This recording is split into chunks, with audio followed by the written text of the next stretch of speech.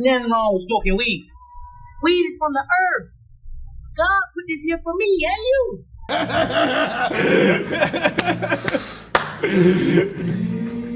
Amen. Amen. Now, I took out of that conversation 2 words: hit some weed. Now, I can do that. I know the rules and regulations. I know I get the blunt, puff, puff. I see you are aware of the regulations as well. And I'm driving around with my mom, and I go, Mom, smoke pot with me. She goes, no, it's illegal. And I go, no, it's not, it's legal now. And she goes, oh, okay. I swear to God, it was that easy. So we went to my house, and I'm trying to smoke a bowl with her, and she can't inhale. She looks like Dizzy Gillespie the whole time. She's like... So I give her a little weed cookie, and then we start playing Scrabble, and then 20 or 30 minutes later, her eyes got all red, and she looked up at me, and she goes, my mouth is dry. Is that part of the appeal? I know you don't smoke weed. I know this. But I'm gonna get you high today. I equate it to shoes or glasses. Like, it is, you know, are shoes like a crutch we use, or are they a thing that we have culturally decided make our lives easier and better? You know, that is exactly how weed is to me. Could I not wear shoes? Probably. Could I not smoke weed? Probably. Would I just much rather smoke weed all day? Yes. Yes. I think there's a couple things to keep in mind about marijuana. So I think any substance or anything in the world, doesn't matter what it is, has certain good effects and certain bad effects, right? So I know this sounds weird because even working as an addiction psychiatrist, a lot of people are anti-marijuana. There are some studies that show that marijuana can be beneficial. So one study of people who are dependent on opiates found that if you start using marijuana, you can cut your opiate dependency by about 50%. There are some studies, I've had some patients who have been able to use marijuana in a somewhat healthy way to manage, for example, like some aspects of depression or bipolar disorder or anxiety. And you know, some people really find that it can be helpful. I think the challenge is that a lot of the things that people think marijuana do in a negative way is not what I usually see. So some people are worried. They'll say like, oh, like marijuana will make you like stupider and it'll lower your IQ. There's one study, for example, that shows that marijuana is associated with a 4 to 8 point decrease in IQ. But if you say something like that, you know, people will say, but there are lots of very successful people who are super smart who are still using marijuana. Fair enough. There are other studies that show that it doesn't have too much of an effect. So there are a couple of things to keep in mind when it comes to marijuana. The first is that the majority of our studies on marijuana did happen before it was criminalized, at least in the United States, around the 60s and 70s. The marijuana that we get access to today is not the same substance that we got access to 60 years ago, because the potency has increased very, very intensely. So the THC concentration, some of these other compounds in it are way more concentrated, so we see a larger effect. So some of the studies that suggest that it's safe, we're talking about, 2 ounces of beer versus 2 ounces of liquor is a very different thing. And marijuana used to be the concentration of beer, and now it's the concentration of like hard liquor. I think, it calms me down. And I used to drink a lot. I used to smoke a lot of cigarettes. Now I don't. Mm-hmm. So I think substituting pot for cigarettes and alcohol, it was a smart choice. Because it's now become so widespread in states where it's legal for recreational use. Do you worried about underage children? Well, underage children shouldn't be putting anything in their lungs. Mm-hmm. Pot smoke or cigarette smoke or any other kind of smoke, if they can help it, it's not good for their lungs, and probably not good for their brains. Let their brains get a little smarter, before they start trying things. And I think that's why you need to be an adult to make those decisions. Second thing is that there are a couple of real big problems with marijuana. The first is that it really is a gateway drug. So especially when you start using it in adolescence, one of the biggest problems that I see is that marijuana alters your reward circuitry and your vulnerability to other substances. It sensitizes your dopamine system so that your dopamine system becomes more vulnerable to other addictions. So like you'll actually become more vulnerable to things like video games and stuff like that. And literally like the enjoyment that you get from video games will become altered. The anticipation that you experience will increase. The craving that you will experience will actually intensify. So when you use marijuana, it becomes harder to resist cravings for all other things because it literally alters the chemical structure of your brain and your neurons and stuff in the nucleus accumbens. There's very good evidence for that. Bro, so I stopped cold turkey. It's the only way. It's the best way. But also it sucks. You have withdrawals, huh? Bro, the first night I was up till 5 a.m. just shaking in bed like a little baby. My throat starts hurting. Wait. You smoking meth or fucking... I what's going have on? no appetite. I have no appetite. I cannot eat.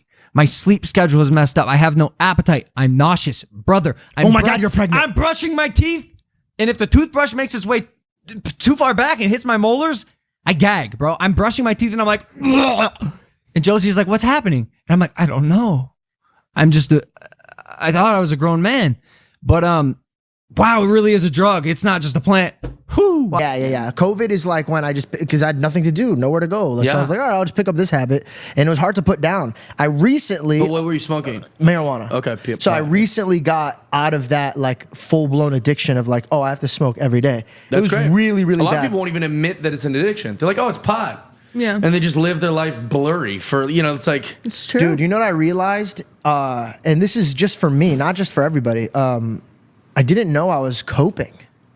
And that is the problem. People think they're just doing it because it's their lifestyle, but they're replacing something with something good. Sure. And so when I realized, I'm like, oh man, like I got to get better at like dealing with my emotions or figuring it out because it's such an easy way to get out of it. Like I had a hard day at work. It gives you the motivation to work really, really hard and then just numb yourself at night. Right. And so when I caught myself, I was like, all right, I got to be better. And when I got to that level of like putting it down, dude, it's like I forgot how awake I was and how like my thoughts, I wasn't foggy, I wasn't tired. So it's, and by the way, they lie. They say it's not addicting. That is a lie. Addicting. Everything's addicting. Weed is a very powerful drug. I don't care who the fuck says it's not a drug. It's a fucking drug. Like, weed can allow for creativity. It calms me down. It'll open my mind up to entertain conversations with people that maybe normally I wouldn't. Like, that's like the sweetest way of saying I can put up with people.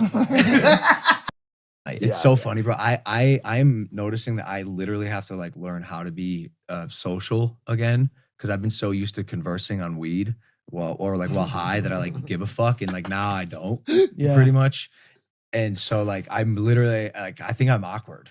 No. Bell whispered to me, she's like, I think Logan checked out. I think we turned around. Because me and him talked about it the other day. The weed for him, the biggest thing that it did for him was it exponentially increased his curiosity towards things that generally are undeserving of curiosity. I mean, he and to his benefit, he became very good at making people feel very, very heard, no matter how normal they're. He became the best listener ever. Yeah. Because he was genuinely curious because everything was so new and interesting under that psychoactive umbrella. Way.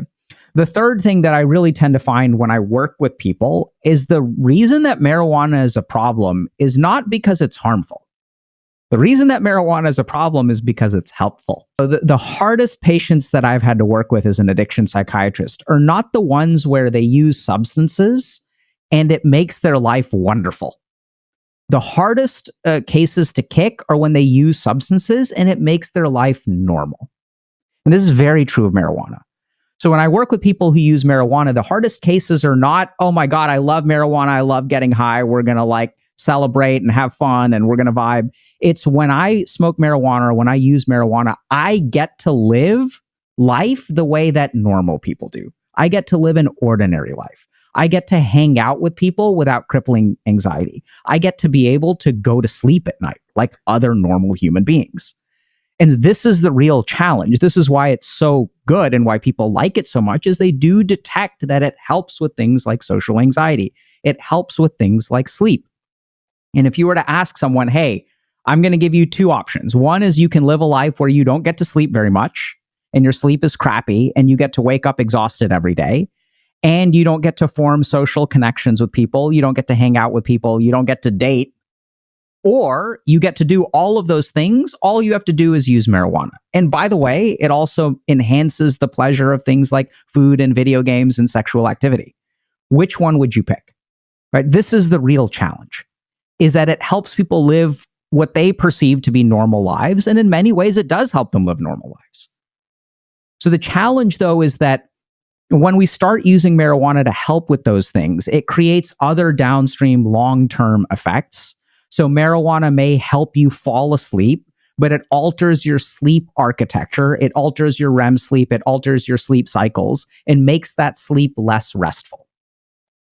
And it also creates other kinds of problems like rebound anxiety. And over time, you develop tolerance. And it's sort of like a double-edged sword is really what I see, which is what makes it so dangerous.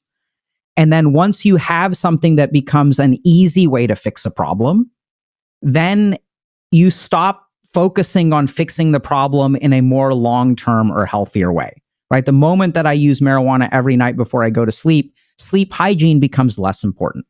And so the real challenge with marijuana is that it allows you, because it works so well, it actually allows you to propagate unhealthy behaviors. Since it helps me relax and socialize, I don't ever build up my social skills. I don't work on my confidence. I don't go to the gym. I don't learn how to talk to people because the marijuana does everything for me. So marijuana does help. It's just, it's the taking the elevator instead of taking the stairs. Are you still smoking pot? I'm not actually. I had to stop. Why?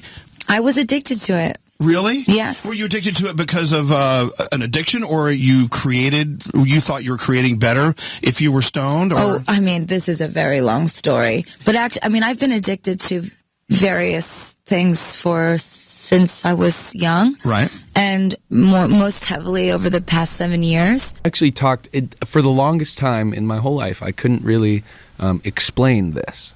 I couldn't really bring it to words and try to explain it to where I wasn't where it just because was it made no sense. But I talked to a couple of my buddies and they were like, oh, it's the same thing.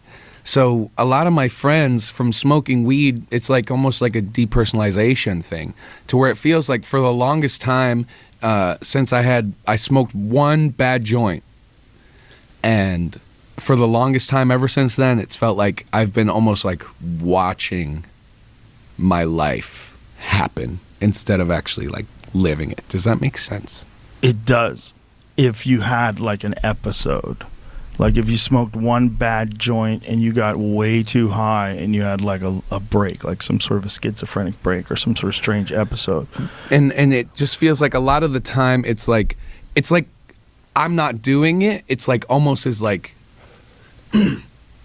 I'm watching it happen. Smoking's the only thing where I can hang back and just fucking chill, dude. Yeah. Should I feel guilty about this? Should I get rid of it? How do you feel about it? It's an interesting question, but then you have to analyze what you're doing it for, because even the reason you just described to me would put me off doing it, because we're obviously different people, but you said it stops your brain working at 1,000 miles an hour. Yeah. That's a gift. Why would you want to turn your brain off? Think of all the thoughts you haven't had. Think of all the things you haven't done that you could have done. Why do you want to relax and chill so badly? Why don't you want your brain working at optimum efficiency all the time? Why don't you read the dictionary? Learn another language? Why don't you start another business? Why do you want to chill? That's the first. You don't chill, dude? Never.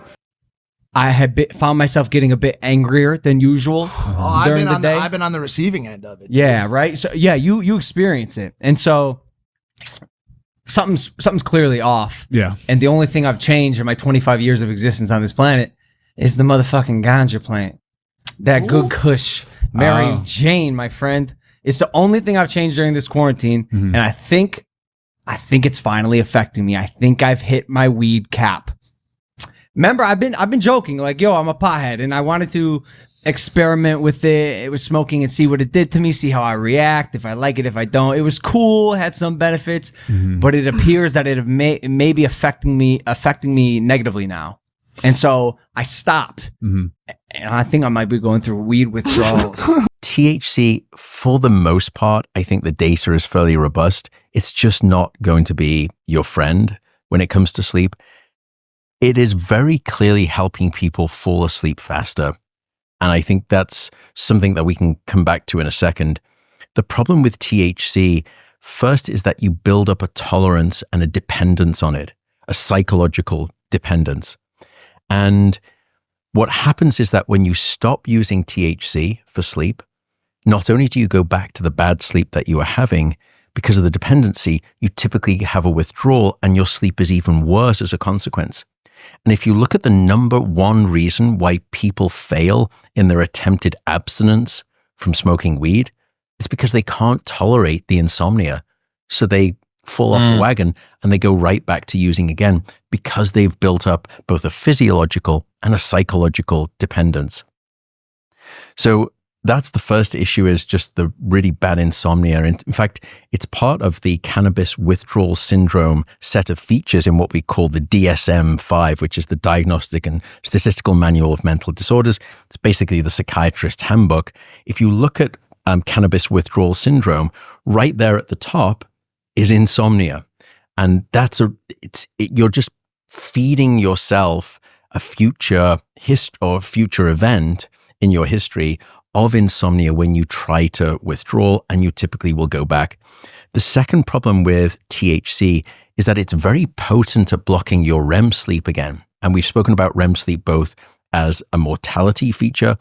REM sleep is critical for creativity, learning, and memory. It's also essential for your emotional and mental health. But we often think of dream sleep, it's such an active state that we think of it as purely for the brain. REM sleep is for the body. Too. Why are we making it cool? What is so cool about pot? Why is everyone so positive and optimistic and cool with pot? It isn't cool. Just so you know, just because all your favorite rappers do it, it doesn't make it cool. You know what's cool is like loving your life. Like what's cool is like being nice to people. What's cool is like having interests and enjoying them. What is cool about sitting around like in sweats all day and bitching about life and being like, I have anxiety and like what is so cool about it? I've never seen anyone smoke pot and go, that guy's a cool guy. If anything, they're just a cool guy, and then I look at him for smoking pot and go, why is he doing that? Like